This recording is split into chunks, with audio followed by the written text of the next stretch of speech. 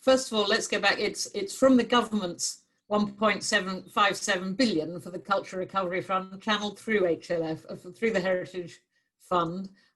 We have to say that. It's been made quite clear to us from DCMS that we must say that and acknowledge where it's come from. So I acknowledge and salute DCMS and the Treasury for putting this money into culture. So we, along with many organisations, have received this money. A condition of going in for the money was that there was a sort of existential threat to your organisation if you didn't get some money. And so that's where we were. We did receive an emergency grant just for the summer period in July, and that paid for some of our costs over the summer. But this will cover all of our costs from now, from now in some cases, or from a bit later on if they're already covered by the existing grant, until the end of March of next year.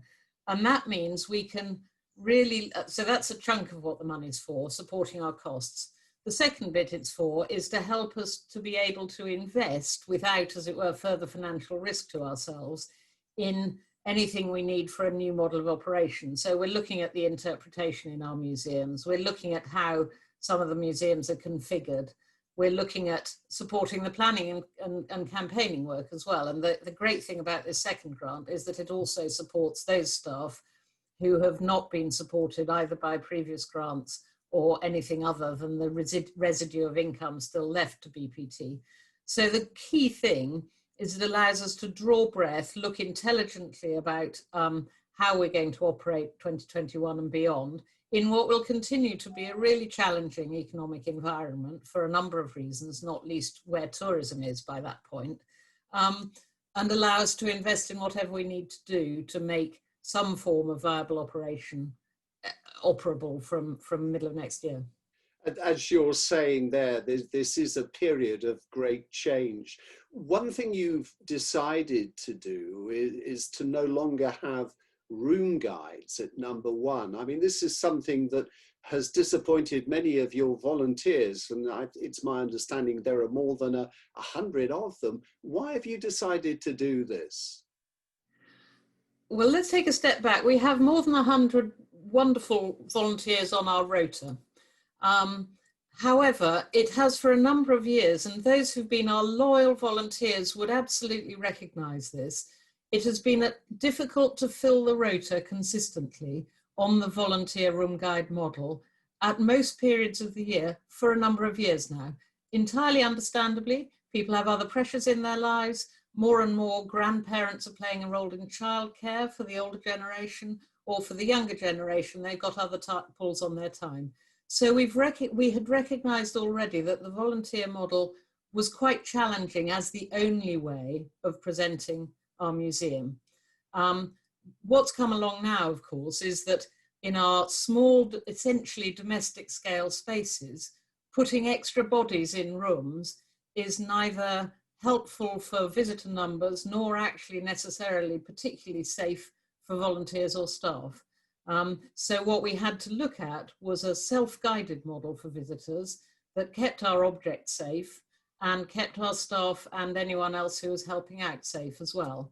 So the model we did open with this summer has a one-way self-guided route with 3 members of staff scattered around the floor, but all in the ventilated spaces and moving across. So they're there for visitors if visitors want to chat to someone, but the visit is essentially self-guided.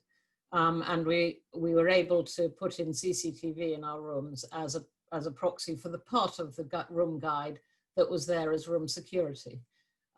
So that's where we found ourselves, and we don't see that changing, much as we'd all love it to change. We don't see that changing anytime in the short to medium term. And so it seems an appropriate moment now that we've got support to look at it, to really look at how you can do that self-guided interpretation of the house in a richer way than we were able to do in a great scramble in June and July.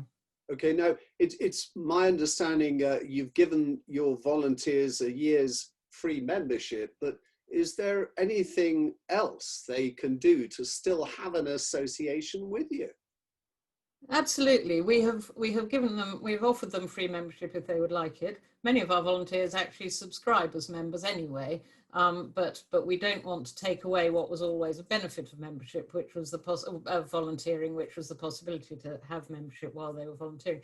But we got a whole load of things, and in the letter that went out to volunteers last week, a long list of 10 or so ways in which they can get involved. And crucially, we know that the number one guides have an awful lot of stories to tell, both about number one and about Bath in general. And we've explicitly said we do want to work with especially our longer standing and very dedicated volunteers to bring those stories out, to make sure that even if it's delivered in a different way, the kind of things they were able to share with visitors carry on being able to be shared. And we really want our volunteers to come and help us out on that. Caroline, you've mentioned that number one is now open in a bookable sense with staff, as you say, scattered throughout the building. What has been the public response? Well, mostly very, very positive. And I should say my museums team put together the reopening in an amazingly short period of time, in a completely different guise, with completely different signage and all those sorts of things, and interpretation in the rooms and they did a fantastic job. It probably feels, for people who knew number one really well, a slightly more limited offer than we had before, but that's not limited in terms of number of rooms that are accessible. Visitors can go to all the rooms. It's been very well, 99% very well received. We've been doing visitor surveys throughout, and we've had really positive feedback. And one of the things that has been very positive in coming back is acknowledgement that we are operating in a new world, and that we have made visitors feel very safe, very secure, and very well looked after in this difficult new world that we operate in. It is, of course, still limited access, and I'm sure will remain so as long as we have the pandemic over our heads, so to speak. But you talk about a consultation to work on a new business model. Will this, do you think, be taking advantage of modern technology? Are there ways that the experience of your museums is going to change, maybe for the better? Absolutely. We have, there is sadness around all of this, but we have to recognize that we would be foolish not to see if we can find any opportunities as we fumble in the darkness, as it were. And there are opportunities. And one of the things, a couple of stories really out of the last 6 months. The first is that when this all happened, we, along with many other museums, absolutely swung into trying to put stuff online and getting information out there for people who are never going to make it to Bath, or who wanted to come to Bath this summer, but their travel plans have been put awry and so on. And if you like, since lockdown reopened a bit, that's tailed off a bit, but we want to look at that. Is how do you give access to the collections and the sites without actually physically being there? So that's one kind of digital access. The other story that was particularly enjoyable was we had an event for our members 2 weeks ago in lieu of the AGM. And there was a lady there who said she's been a member of Bath Preservation Trust for 47 years, and this was the first time this was a Zoom event, and this was the first time she'd attended, because she lives in Bolton, and it had never seemed worth coming down to Bath for a physical meeting for a couple of hours. So one has to recognise that digital access gives all sorts of remote access as well. But yes, we are going to look at technology in the museums without taking away from the sense and reality of being physically in an 18th century space and an 18th century dress space. And we recognise that what we don't want is to be the equivalent of a white box film set that doesn't recognise that you're in the real thing. Because the point about museums and objects, and indeed Bath, is it's the real thing. It's not a film set, it's not made out of papier-mâché, it's proper, good, honest Bath stone buildings that were built in the late 18th century or early 19th in the case of some of our other buildings. Will all your museums survive the pandemic? I'd like to distinguish between the buildings, the collections, and a visitor offer. So all of the buildings belong to Bath Preservation Trust. They're in our care. We look after them for a number of different purposes. The collections in Museum of Bath Architecture in particular are fantastically important for the city of Bath. The Beckford items are very important to telling the story of Beckford. Ditto the Herschel Museum. Number one, the objects there are interpreting 18th century life. And then the third bit is that going to be open to visitors all day, every day in the sort of way it was before? That's the bit we're really exploring at the moment, is how much can we and should we offer that as a open museum visitor experience. Obviously with number one, it was, you know, tens of thousands of visitors every year. With the other museums, there may be better ways of opening to the public, having group visits, having perhaps school visits and so on, a bit more focus on the education side, a bit less focus on the drop-in visitor. But we hope very much to have all the buildings and collections accessible in all sorts of different ways come next year. And indeed, at the moment, all four of our museums, you can book a private visit for. So even though number one is the only one open to the public in the traditional way, we are doing small private visits for single groups in all of our museums. Obviously that has to cost slightly more because it means a staff member has to be got in to do that. But I was doing a tour at Beckford's Tower only on Friday for one person who'd always wanted to visit Beckford's Tower, and here he was, and we'll make sure that continues. I should say also there's activities already going on at the Herschel in the garden. There've been astronomy events running there in the garden since the summer.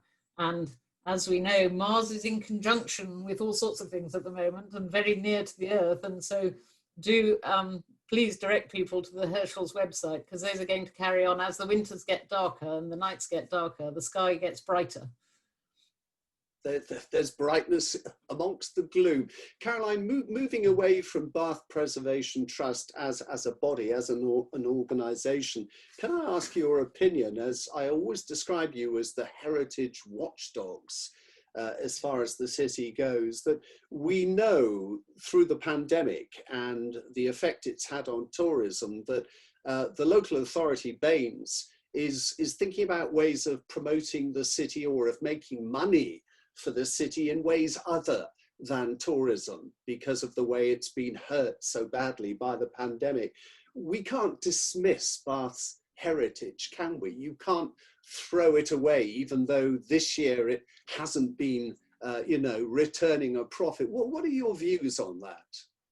Well, way before the pandemic, you know, Richard, this has been an old argument, and there have been some people who've wanted to say there should be less tourism and more other things. I've always said the onus is on the other things to make them happen. Of course, we want a more mixed economy. Of course, over-dependence on any one activity risks that one activity being knocked out. But we know that most of both the universities in the city, so we've got this enormous knowledge culture, and also we've got some distinguished IT and new media sort of culture developing now. Fantastic, by all means let that grow, by all means invest in that to get it to grow, but you don't have to somehow dispose of heritage in order to achieve that. That's the great falsehood underlying that idea. There is no threat by the heritage to those organisations growing as they see fit. I wanted to pin you down to a couple of things that are annoying me at the moment. There's a feeling, I know the council hasn't got any money, but there are some little things that niggle me. One is the delay in repairing the balustrade at Pulteney Bridge. I know that that's an insurance job which has delayed things, but you also get the poor old fountain in Laura Place, which was severely damaged months and months ago, and nothing has happened. They're little things that affect the fabric. I even noticed, I think, on the obelisk in Queen Square that a corner, or one of the corners, has been kicked away, you know, just above ground level. Little things that should be dealt with now. I mean, it's the fabric, the heritage fabric, that the local authority is responsible for. Well, as you know, for the little, first of all, on the last of those, I'm pleased to say that the small fund that BPT administers on behalf of ourselves and the Council, the World Heritage Enhancement Fund, is looking at solving the Queen Square obelisk problem as a matter of priority, the chip at the bottom of that. And we've done a number of projects around the city. As you know, there are more than 50 of the street signs that have been restored by that fund. And those charming elements that give character to the historic environment. I think the Laura Place fountain I can't really speak for, and the balustrade, as you rightly say, has been an insurance job. It is a challenge, and it is obviously a challenge for an authority whose not just their tourism income has dropped away, remember, their retail rental income has dropped away as well. So they've had two big dependencies financially that have been seriously undercut by this. I should say there are two dependencies that lots of local authorities don't even have those as their safety net of, as it were, the Roman baths and all the shop properties. So they are in a shared hard position with a lot of local authorities around the country. But I agree with you that having a sound eye to the care of the public realm is something we care about a great deal. And that's why the World Heritage Enhancement Fund exists. But it's also where, you know, the bid, I'm sure, has a role to play in just making sure the environment stays well looked after. And they do a lot of work in terms of cleaning up and so on. And there will undoubtedly be a greater onus on smaller groups within society to do more. If people feel able to do so. But of course, repairing balustrades over rushing weirs is not someone you want anyone other than a good professional to be doing. Maybe we need a Bath lottery, Caroline, to raise money for things like that. Well, who knows? I mean, the Heritage Fund, Lottery Heritage Fund, has been very generous to the city. There's a lot of investment going on here already from them. So we don't do badly out of the lottery. Out of the current lottery, but I'm sure any creative ways of raising money for the good of the community would be well received. And the other thing I'd like to raise, Richard, since I'm here, is that the government is planning significant reform to the planning system at the moment.